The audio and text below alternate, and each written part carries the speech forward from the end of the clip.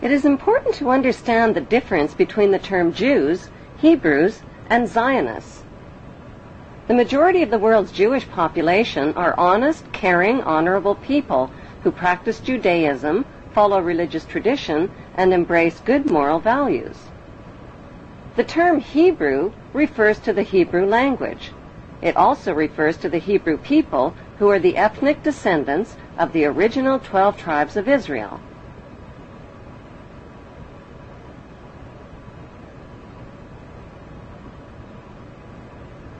The term Zionist refers to political extremists.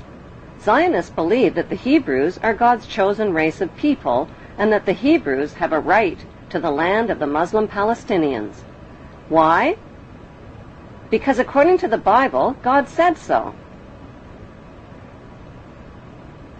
These Zionist extremists represent only a small minority of Jews and Hebrews.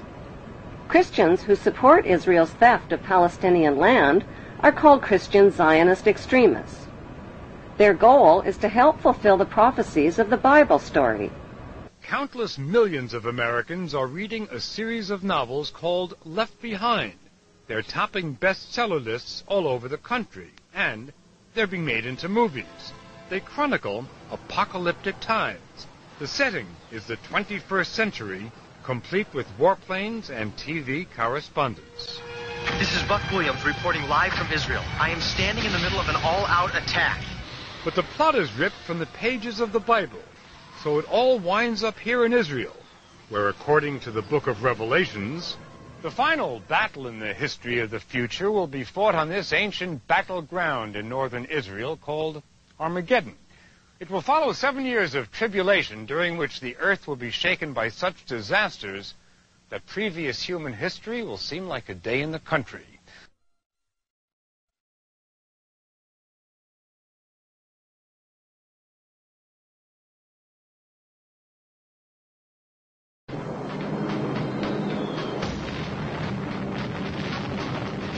I made the only decision I ever knew how to make.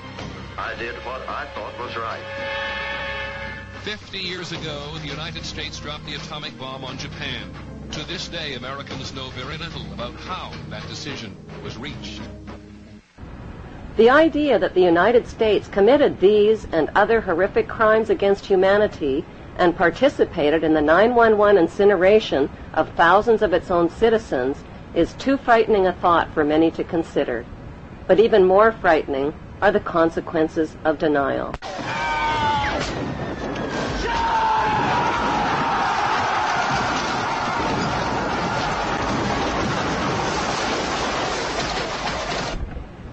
Did the world wars, revolutions, and big events of human history evolve naturally, or were they calculated and pre-planned? If they were pre-planned, who planned them, and what are they planning for the future of humanity? The answer to this puzzling question can be found within the boundaries of 3 of the world's most powerful cities. Those 3 cities belong to no nation and pay no taxes.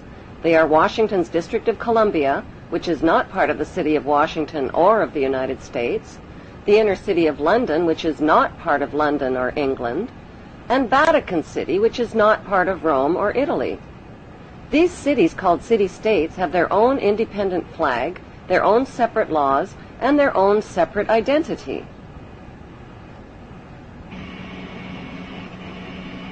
Vatican City is in fact a state, the smallest principality in the world. It lies on the banks of the Tiber, completely surrounded by the city of Rome. Its status as a separate state emerged from the Lateran Agreements of February 1929. It has its own newspaper, postal service, radio and television station, its own flag, and a population of about 1,000. The Vatican also has its own army of Swiss guards, and it even has its own prison. Gracing the walls of St. Peter's Basilica is the Vatican-approved image of God, an angry, bearded man in the sky, painted by Michelangelo. Sinners who disobey God's list of thou shalt nots risk incurring his wrath and damnation and burning in Satan's eternal hellfire. Cruel and violent images of God's tortured Son, suffering, bleeding, and dying, with thorns gouged through his skull and nails pounded through his feet and hands, are on display throughout the Vatican. These images serve as reminders that God allowed his Son to be tortured and killed to save the souls of human beings who are all born sinners. These explanations and scary images are especially difficult for children to comprehend. The Vatican rules over approximately 2 billion of the world's 6.1 billion people. The colossal wealth of the Vatican includes enormous investments with the Rothschilds in Britain, France, and the USA, and with giant oil and weapons corporations like Shell and General Electric. The Vatican solid gold bullion worth billions is stored with the Rothschild-controlled Bank of England and the U.S. Federal Reserve Bank.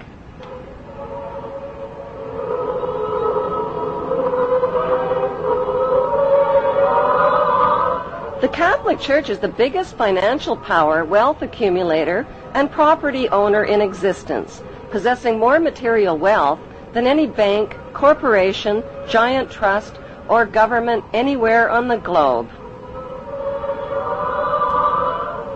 The Pope, who is the visible ruler of this colossal global wealth, is one of the richest men on earth. While 2/3 of the world earns less than $2 a day, and 1/5 of the world is underfed or starving to death, the Vatican hoards the world's wealth, profits from it on the stock market, and at the same time preaches about giving. How did the Pope and Vatican accumulate all that wealth over the millennium?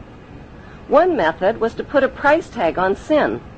Many bishops and popes actively marketed guilt, sin, and fear for profit by selling indulgences. Worshippers were encouraged to prepay for sins they hadn't yet committed and get pardoned ahead of time. Those who didn't pay up risked eternal damnation in Satan's oven.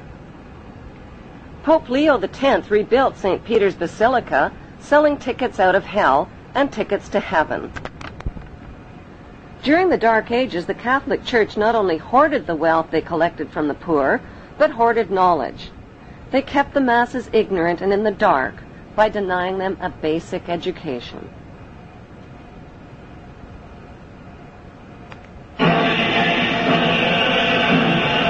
More than 60,000 armed Christians were on their way to reclaim Jerusalem from the infidel.